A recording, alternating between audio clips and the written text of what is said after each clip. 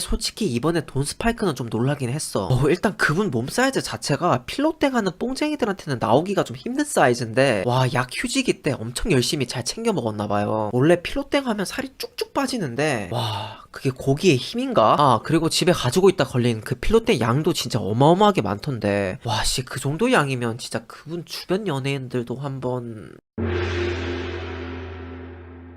얼마 전 배우 곽도원의 음주운전 파문이 가시기도 전에 다른 대형 사건이 터졌다. 작곡가이자 방송인인 돈 스파이크가 필로폰 투약 혐의로 체포당했다. 경찰에 따르면 돈 스파이크는 9월 26일 강남구 모 호텔에서 필로폰 투약 및 소지 혐의로 체포당했는데 당시 현장에선 1000회 투여분의 마약을 압수했다고 한다. 1000회분의 마약 소지로 인해 유통에도 가담한 게 아니냐는 의혹을 받고 있는 돈 스파이크와 연예계의 굵직한 마약 사건에 대해 알아보자.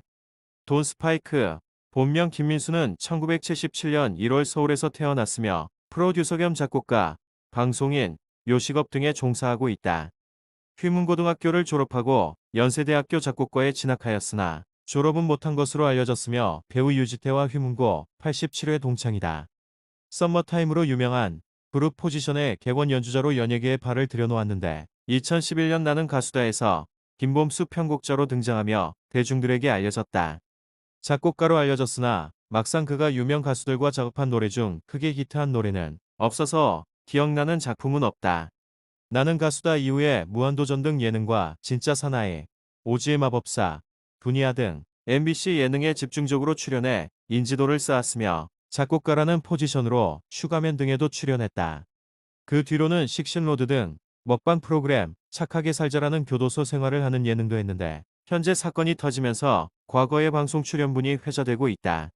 미운 우리 새끼에도 박수홍 편에 출연해 괴이한 먹방을 선보이며 이목을 끌다가 결국 고깃집을 오픈해서 장사를 하게 된다. 2018년에는 평창 동계올림픽의 음악감독으로 선임된 것으로 알려지면서 마약 사건 이후 새로운 논란을 불러일으키고 있다. 이러한 이력을 가지고 방송인 및 외식사업가로 활동하며 최근에는 일반인 여성과 결혼까지 하고 예능 프로에 동반 출연까지 했던 돈 스파이크는 필로폰 투약으로 적발되며 여러 가지 놀라운 점들이 드러나고 있다. 최근 넷플릭스 수리남의 흥행으로 마약에 대한 관심이 높아지는 가운데 한국 사회에서도 마약 사범이 심심치 않게 적발되고 배우 이상부가 마약 혐의로 기사화된 지 얼마 되지 않아 돈 스파이크 마약 사건이 터져버렸다.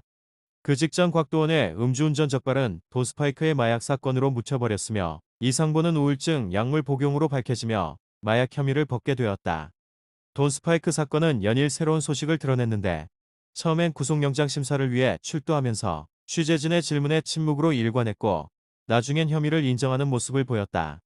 하지만 그 과정에서 유흥업소 관계자와 함께했다고 말했던 부분이 유흥업소 접객원과 함께했다는 게 알려져 대중의 지탄을 받고 있다. 지난 6월에 결혼하고 최근 오은영 박사의 프로그램에 동반 출연까지 한 시점에서 아내가 아닌 복수의 여자들과 함께 마약을 했다는 것은 그냥 마약 흡입만 한 것으로 보여지진 않는다.